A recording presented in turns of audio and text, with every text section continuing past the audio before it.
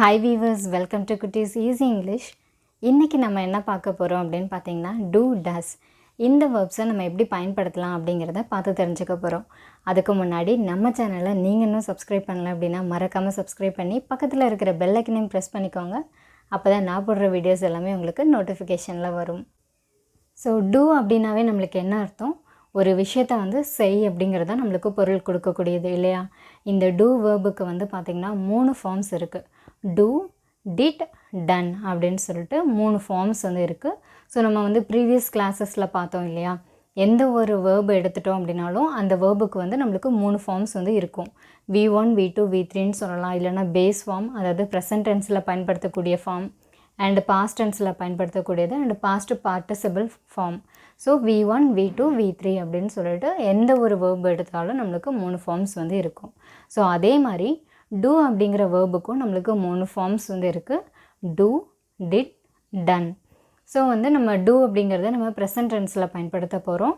did அப்படிங்கறத நம்ம past tense இறந்த காலத்துல நம்ம பயன்படுத்த போறோம்.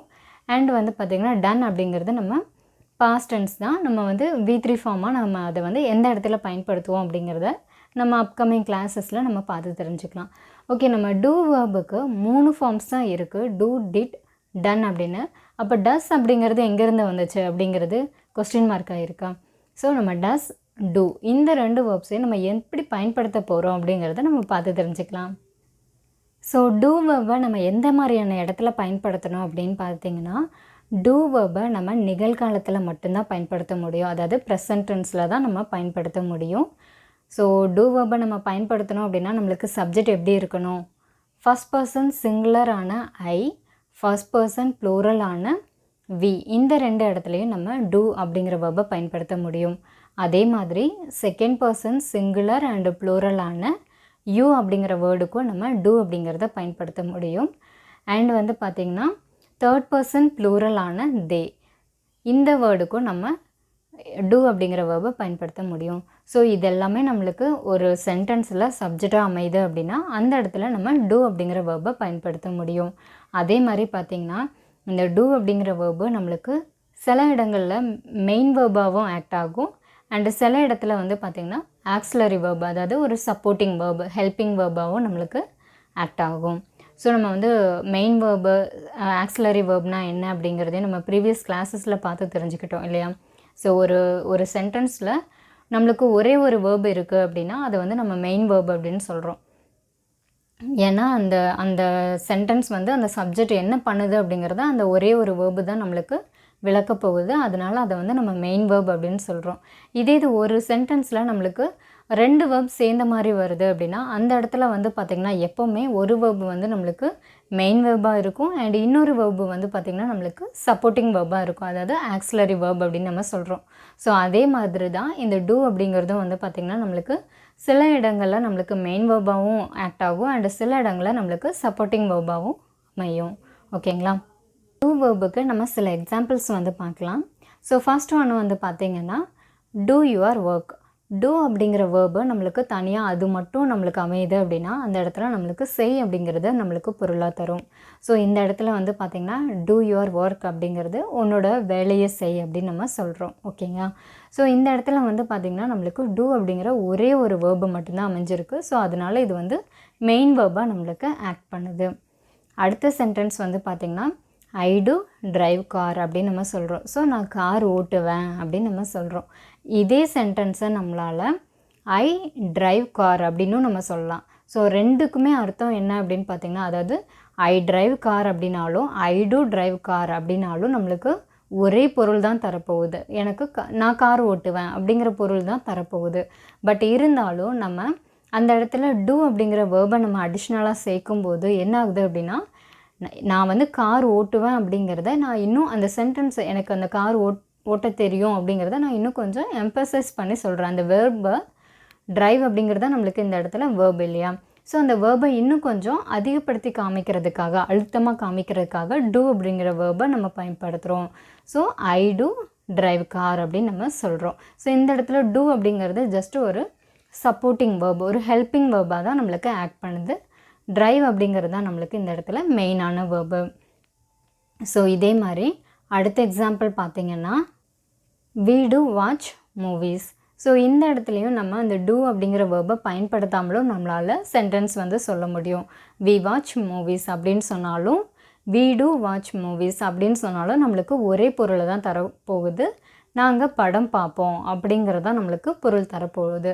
இருந்தாலும் நம்ம படம் பார்ப்போம் அப்படிங்கிறத இன்னும் கொஞ்சம் எம்பசைஸ் பண்ணி சொல்கிறதுக்காக நம்ம do அப்படிங்கிற வேர்பை நம்ம அந்த இடத்துல போடுறோம். ஸோ அதை வந்து அழுத்தமாக அந்த நம்ம படம் பார்ப்போம் அப்படிங்கிறத இன்னும் கொஞ்சம் நம்ம அழுத்தமாக நம்ம சொல்கிறதுக்காக நம்ம do அப்படிங்கிற வேர்பை அந்த இடத்துல போட்டிருக்கோம்.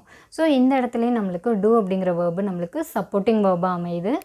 அண்ட் வாட்ச் அப்படிங்கிறது தான் மெயின் வேர்பாக அமையுது.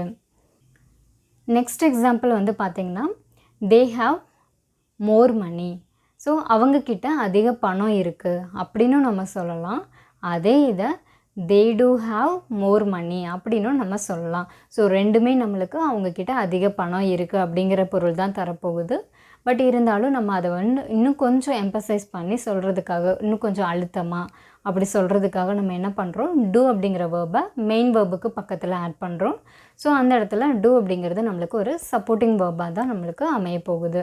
So they do have more money. So do அப்படிங்கிற வேர்பை நம்ம எப்படி பயன்படுத்தணும் அப்படிங்கிறத பார்த்துட்டோம். ஸோ அதே do அப்படிங்கிற வேர்டை வச்சு நம்ம எப்படி வந்து ஒரு நெகட்டிவ் சென்டென்ஸ் ஃபார்ம் பண்ண முடியும் அப்படிங்கிறத பார்க்கலாம். ஸோ ஒரு சென்டென்ஸை நம்ம நெகட்டிவ் ஃபார்முக்கு மாற்றணும் அப்படின்னா எப்போவுமே நம்ம நாட் அப்படிங்கிற வேர்டை ஆட் பண்ணுவோம் இல்லையா. ஸோ நாட் அப்படிங்கிற வேர்டு ஒரு சென்டென்ஸில் ஆட் ஆகுது அப்படின்னா அந்த சென்டென்ஸ் முழுமையும் நம்மளுக்கு நெகட்டிவ் சென்டென்ஸாக மாறிடும். ஸோ அதே மாதிரி தான் நம்ம do அப்படிங்கிறதுக்கு பக்கத்தில் நாட் அப்படிங்கிற வேர்டை ஆட் பண்ணி do not இல்லைன்னா don't அப்படின்னு ஷார்ட் ஃபார்மில் சொல்கிறோம். எக்ஸாம்பிளுக்கு வந்து பார்த்திங்கன்னா இப்போ ப்ரீவியஸ் எக்ஸாம்பிளில் நம்ம we do watch movies அப்படின்னு சொன்னோம். நாங்கள் படம் பார்ப்போம் அப்படின்னு நம்ம சொன்னோம் இல்லையா. ஸோ அதே சென்டென்ஸை நம்ம எப்படி நெகட்டிவாக மாற்ற முடியும், we do not watch movies இல்லைன்னா we don't watch movies அப்படின்னு நம்ம சொல்லலாம். அப்போ நாங்கள் படம் பார்ப்பதில்லை அப்படின்னு நம்ம சொல்கிறோம் ஓகேங்களா. ஸோ இந்த இடத்துல don't அப்படின்னு நம்ம ஆட் பண்ணிட்டதுனால அது நம்மளுக்கு நெகட்டிவ் சென்டென்ஸாக மாறிடுது. ஸோ இதே மாதிரி நெக்ஸ்ட் எக்ஸாம்பிள் வந்து பார்த்திங்கன்னா you don't do workouts அப்படின்னு நம்ம சொல்கிறோம். ஸோ நீ உடற்பயிற்சி செய்கிறது இல்லை அப்படின்னு நம்ம சொல்கிறோம் இல்லையா.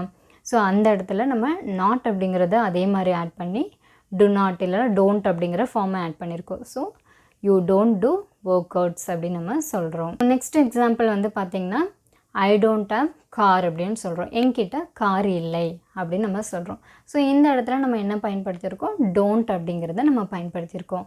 ஸோ இதெல்லாம் 3 சென்டென்ஸுமே வந்து பார்த்திங்கன்னா நம்மளுக்கு நிகழ்காலத்தில் நடக்கிற ஒரு சென்டென்ஸ் ஓகேங்களா. ப்ரெசன்ட் டென்ஸ், சிம்பிள் ப்ரெசன்ட் டென்ஸில் நம்ம பயன்படுத்தியிருக்கோம். So I don't have a car, you don't do workouts and we don't watch movies அப்படின்னு சொல்கிறது எல்லாமே நம்மளுக்கு இந்த 3மே வந்து பார்த்திங்கன்னா நம்ம நிகழ்காலத்தில் நடக்கக்கூடிய ஒரு நிகழ்வு. ஸோ அதனால் நம்ம அந்த இடத்துல do அப்படிங்கிற வேர்பை பயன்படுத்தியிருக்கோம். அது மட்டும் இல்லாமல் இது நெகட்டிவ் ஃபார்ம் அப்படிங்கிறதுனால don't இல்லைன்னா do not அப்படிங்கிறத நம்ம ஆட் பண்ணியிருக்கோம். நெக்ஸ்ட்டு வந்து இப்போ நம்ம இந்த do அப்படிங்கிற வேர்பை பயன்படுத்தி எப்படி கொஸ்டின் ஃபார்ம் பண்ணலாம் அப்படிங்கிறத பார்க்கலாம். ஸோ ஃபர்ஸ்ட் ஒன்று வந்து பார்த்திங்கன்னா do you know driving. So mostly வந்து பார்த்திங்கன்னா நம்ம do அப்படிங்கிற வேர்பை நம்ம எந்த இடத்துல பயன்படுத்துவோம் அப்படின்னா எஸ் ஆர் நோ.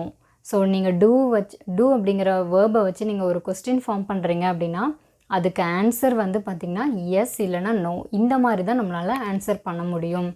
எக்ஸாம்பிளுக்கு வந்து பார்த்திங்கன்னா do you know driving அப்படின்னு ஒரு கொஸ்டின் நம்ம ஃபார்ம் பண்ணுறோம் அப்படின்னா எஸ் ஐ நோ driving அப்படின்னு தான் நம்மளால் ஆன்சர் பண்ண முடியும். இதுக்கு சிம்பிளாக எஸ்ன்னு சொல்லலாம் இல்லைனா ஃபுல் சென்டென்ஸை நம்ம எஸ் ஐ நோ driving அப்படின்னு நம்ம சொல்லலாம். ஸோ இதில் இந்த இடத்துல நம்ம எப்படி கொஸ்டின் ஃபார்ம் பண்ணுறோம், do அப்படிங்கிற வேர்பை நம்ம ஃபஸ்ட்டு போடுறோம் அண்ட் அதுக்கப்புறம் வந்து பார்த்திங்கன்னா யூ அப்படிங்கிற சப்ஜெக்ட் வருது அண்ட் அதுக்கப்புறம் நம்மளுக்கு மெயின் வேர்பான நோ அப்படின்னா என்ன அர்த்தம், தெரியுமா அப்படிங்கிறது பொருள் இல்லையா, தெரியும் அப்படின்றது தான் பொருள் இல்லையா. ஸோ அந்த இடத்துல வந்து do you know driving, அப்போது உனக்கு டிரைவிங் பண்ண தெரியுமா அப்படின்னு சொல்லி நம்ம கேட்குறோம். ஸோ இந்த மாதிரி டூ வச்சு நம்மளுக்கு கொஸ்டின் ஃபார்ம் பண்ணுறோம் அப்படின்னா அது வந்து நம்ம எஸ் இல்லைனா நோ அப்படிங்கிற மாதிரி தான் ஆன்சர் பண்ண முடியும். ஸோ நெக்ஸ்ட் எக்ஸாம்பிளில் வந்து பார்த்திங்கன்னா do you watch movies. நம்ம ப்ரீவியஸ் எக்ஸாம்பிளில் பார்த்தோம் இல்லையா, we do watch movies. So இதுக்கு நம்ம ஆன்சர் எப்படி பண்ணலாம், yes we do watch movies இல்லைன்னா வந்து yes I do watch movies அப்படின்னு நம்ம சொல்லலாம். ஸோ ஃபஸ்ட்டு வந்து எப்போவுமே do அப்படிங்கிற வேர்பை போடுறோம், அதுக்கப்புறம் வந்து பார்த்திங்கன்னா சப்ஜெக்ட் வருது அண்ட் அதுக்கப்புறம் வந்து பார்த்திங்கன்னா நம்ம மெயின் வேர்பை நம்ம போடுறோம். ஸோ இந்த மாதிரி தான் நம்ம டூ அப்படிங்கிற வேர்பை பயன்படுத்தி கொஸ்டின் ஃபார்ம் பண்ண முடியும். நெக்ஸ்ட் எக்ஸாம்பிள் வந்து பார்த்திங்கன்னா டு தே ஹாவ் மணி அப்படின்னு நம்ம கேட்குறோம்.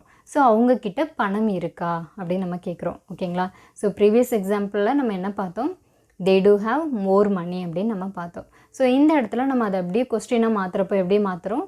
டு தே ஹாவ் மணி அப்படின்னு நம்ம சொல்கிறோம். ஸோ ஃபஸ்ட்டு டூ அப்படிங்கிற வேர்பு அண்ட் அதுக்கப்புறம் வந்து பார்த்திங்கன்னா நம்மளுக்கு சப்ஜெக்ட் வருது அண்ட் அதுக்கப்புறம் நம்மளுக்கு மெயின் வேர்ப் வருது. அதுக்கப்புறம் வந்து பார்த்திங்கன்னா நம்ம ரிமைனிங் சென்டென்ஸ் வந்து நம்ம ஆட் பண்ணுறோம். So do they have money, do they have more money அப்படின்னு சொல்லி நம்ம கேட்குறோம். இப்போ வந்து பார்த்திங்கன்னா நம்ம டோன்ட் அப்படிங்கிற வேர்டை வச்சு நம்ம எப்படி வந்து கொஸ்டின் ஃபார்ம் பண்ணலாம் அப்படிங்கிறத பார்க்கலாம். ஸோ நார்மலாக வந்து இப்போது ப்ரீவியஸ் எக்ஸாம்பிளில் நம்ம பார்த்தோம் யூ டோன்ட் டூ ஒர்க் அவுட்ஸ் அப்படின்னு நம்ம பார்த்தோம். ஸோ அதை எப்படி நம்ம கேள்வியாக மாற்றலாம்? டோன்ட் யூ டூ ஒர்க் அவுட்ஸ் அப்படின்னு நம்ம கேட்குறோம். நீ வந்து ஒர்க் அவுட் பண்ண மாட்டியா அப்படின்னு நம்ம கேட்குறோம். அதே மாதிரி டோன்ட் யூ வாட்ச் மூவிஸ், அப்போ நீ படம் பார்க்க மாட்டியா அப்படின்னு நம்ம கேட்குறோம். ஓகே, நீ வந்து படம் பார்ப்பியா அப்படின்னு கேட்குறதுக்கு டு யூ வாட்ச் மூவிஸ் அப்படின்னு நம்ம கேட்குறோம். நீ படம் பார்க்க மாட்டியா அப்படின்றதுக்கு நம்ம எப்படி கேட்கலாம்? டோன்ட் யூ வாட்ச் மூவிஸ் அப்படின்னு நம்ம சொல்லலாம். ஓகே, கண்டிப்பாக உங்களுக்கு இந்த கிளாஸ் ரொம்பவே யூஸ்ஃபுல்லாக இருந்திருக்கும்னு நம்புகிறேன். நீங்கள் இன்னும் நம்ம சேனலை சப்ஸ்கிரைப் பண்ணல அப்படின்னா மறக்காமல் சப்ஸ்கிரைப் பண்ணி பக்கத்தில் இருக்கிற பெல் ஐக்கனையும் ப்ரெஸ் பண்ணிக்கோங்க. அப்படின்னா தான் நான் போடுற வீடியோஸ் எல்லாமே உங்களுக்கு உடனே நோட்டிஃபிகேஷனில் வரும். நம்ம நெக்ஸ்ட் கிளாஸில் சந்திக்கலாம்.